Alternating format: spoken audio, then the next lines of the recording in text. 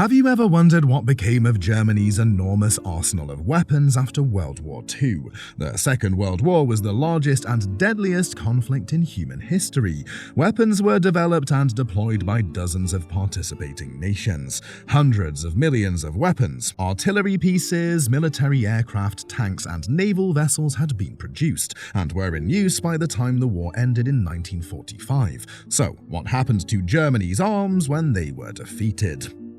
After the Allies won, it was time to divide the spoils. The division of these weapons was crucial to the technological superiority in international relations, a move that would define military and foreign policies throughout the Cold War and beyond.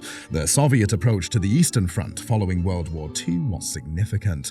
The Soviet Union emerged victorious and as a budding powerhouse determined to establish itself on the global stage.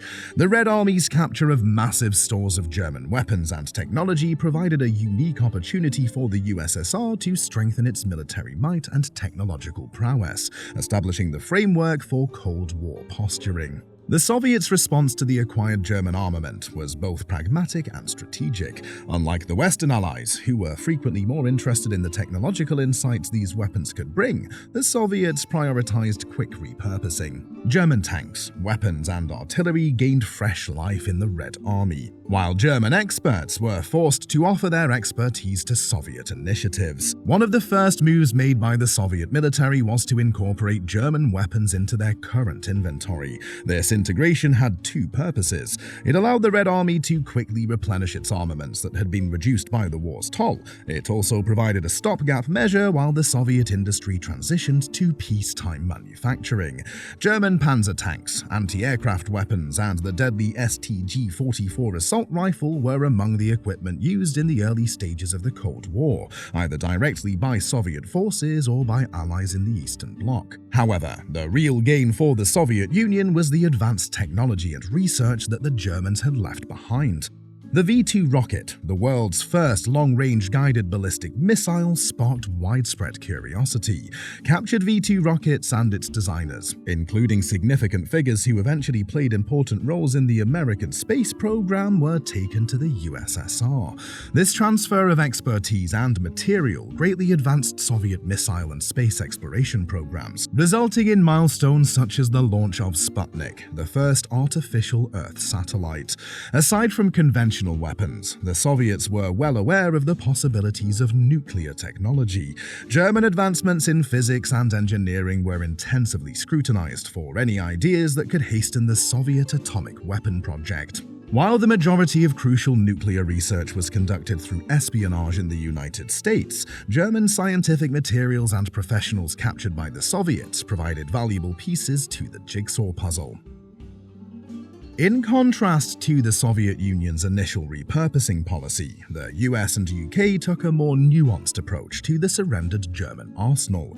The West adopted a twin approach of storage and study, seeing these weapons as potential assets and subjects for technological advancement. As the dust cleared from the European theater, massive amounts of German armaments were moved to warehouses in the United States and the United Kingdom.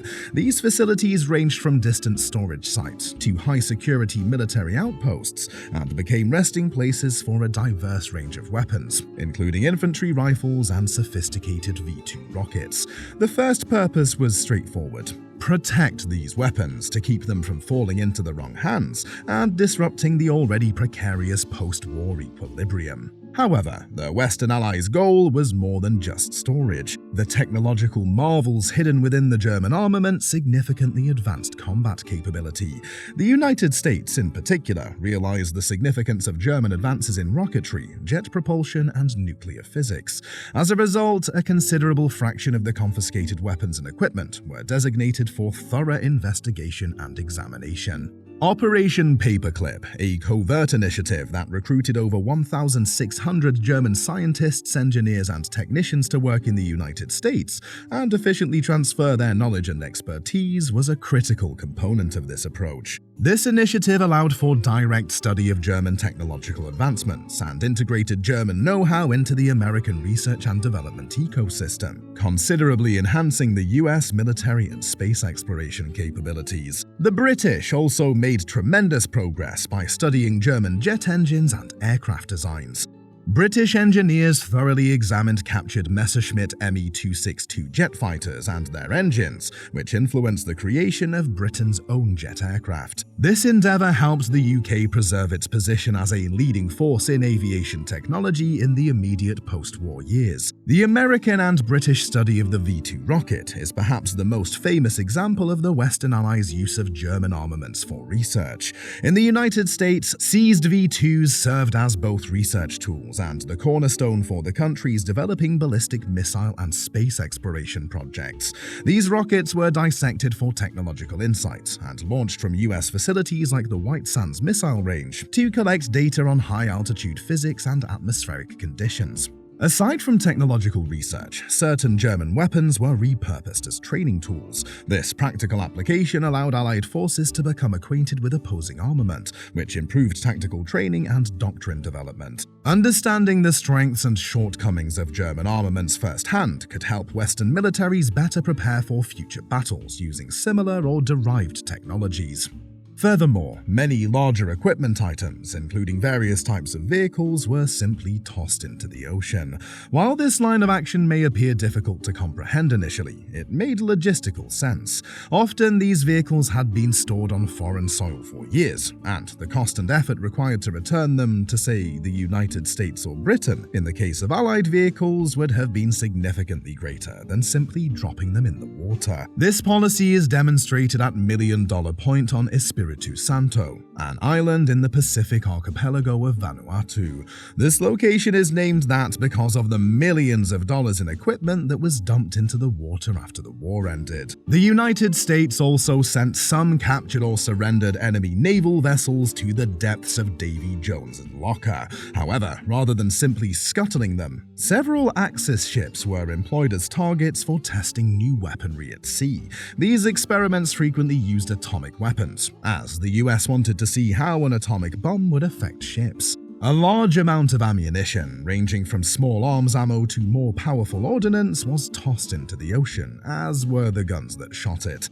After the German occupation ended, the Norwegian government decided to dump over 168,000 tons of German weaponry and ammunition into the country's lakes and fjords. It has lately been revealed that, in addition to bullets, firearms, and bombs, more nefarious armaments were tossed into the water. The Allies threw 32,000 tons of chemical weapons, as well as around 400,000 mustard gas-filled rockets and bombs into the ocean.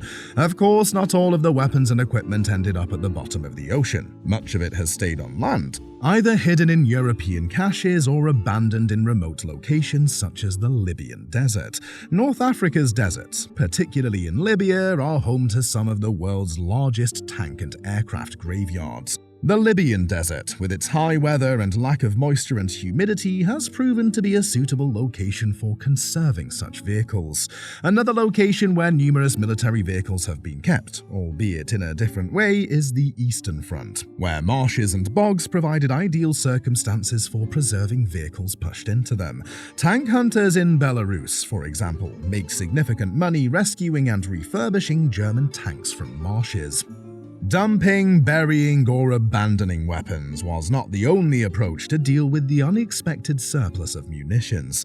Weapons that were not melted down or thrown in the ocean were either sold to other countries or stored for later use. This was particularly true with weapons. Many World War II rifles, such as the M1 Garand, were hoarded by various government departments before being sold to the public throughout the following decades, or in the United States, made available for purchase by citizens through the government civilian marksmanship program. Many guns from the conflict were sold to smaller or third world countries or sent as part of relief packages. During the Cold War, guns were also distributed to pro- or anti-communist movements in a number of countries. Others were employed in wars fought in the decades following World War II, such as the Korean War and the Vietnam War, by troops from both sides. Some World War II weaponry, such as the German STG-44 assault rifle, are still used today in conflicts like the Syrian War and even the Ukrainian War. A recent video by Ukraine's military shows an MT-LB armored tractor from Ukraine's 67th Mechanized Brigade with an antiquated 85mm D45 cannon on top. Gunners climb onto the vehicle's roof to load and discharge the WW2-era weapon. With each shot, a spent shell casing is ejected from the MT-LB's cutout roof and rolls back out the open rear access hatch. The unit's unusual MT-LB is reminiscent of a genre of no-frills self-propelled guns used by Germany during World War II, including various Waffenträger and Marder vehicles, which bolted powerful towed anti-tank guns and howitzers atop the hulls of tracked vehicles without frills like moving turrets and fully enclosed crew armor. Finally, many of the more outstanding captured or surrendered Axis vehicles, such as advanced tanks, aircraft and submarines, were housed in Allied museums or public exhibitions. That's it for today. If you enjoyed the video, please like, share, and subscribe for more content like this.